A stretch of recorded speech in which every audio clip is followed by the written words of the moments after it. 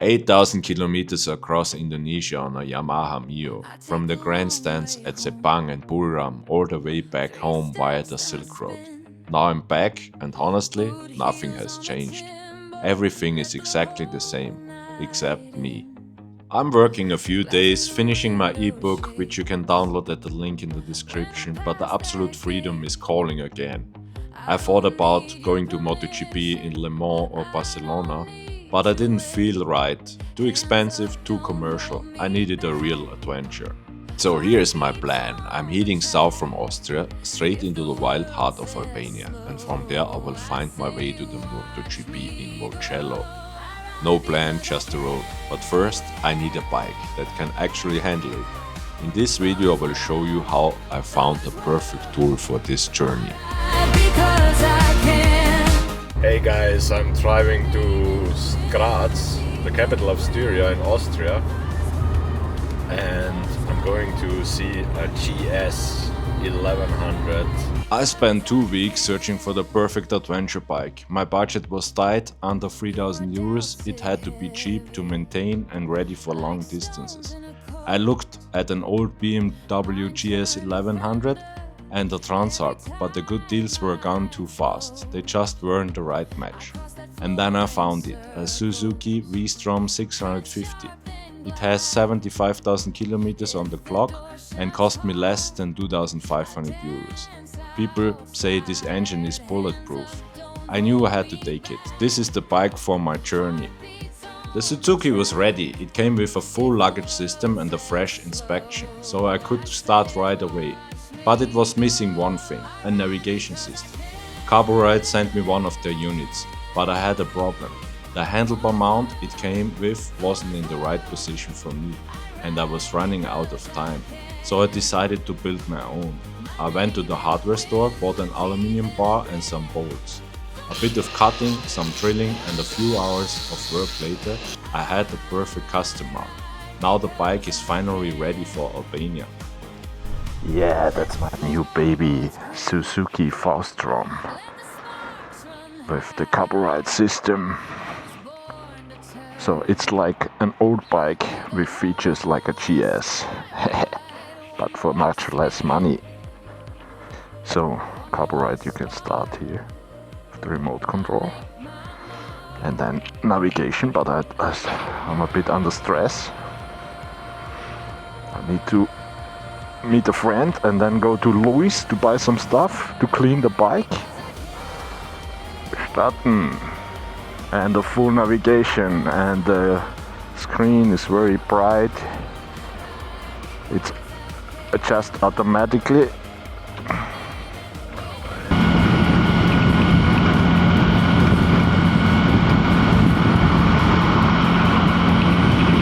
Did you see the blind spot detection? Very cool. I went to the Louis motorcycle shop and I was so excited that I actually forgot to film. I bought everything for an oil change plus some chain cleaner and lube. I have to admit, my old GS was easier to handle without a chain, but it's part of the deal now. I also picked up a new helmet. My old orange one just didn't match the bike, and honestly, it was starting to hurt my ears on long rides. For the first test ride I headed up to Gaberl Pass. It was the perfect chance to test everything. I connected my headset to the Carpuride unit, and the rear radar with the blind spot assistant worked perfectly. It really upgrades the bike and gives me that extra bit of safety. I also spent some time testing different positions for my DJI 360 camera to make sure I catch all the angles on the road. Now I'm almost ready for the adventure. There is just one more thing I need to do, but more on that later. Yeah, welcome to Austria. That's my home village. After 6,000 kilometers or even more, I don't know, in Indonesia on a Yamaha Mio, I bought this Suzuki V-strom DL 650. Normally I rode a GS, but I built this motorcycle and I think it's better than a GS.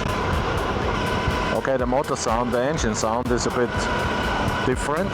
It's more like a, I don't know how to say, like a swarm of birds, but it's really nice to ride, comfy.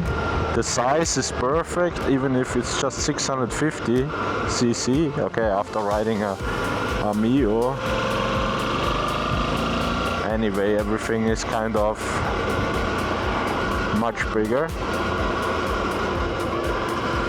Yeah, the V-strom has 78,000 kilometers, no, 75,000 kilometers on the clock, so it's well used. And now we are going to Gaberl, that's a mountain here.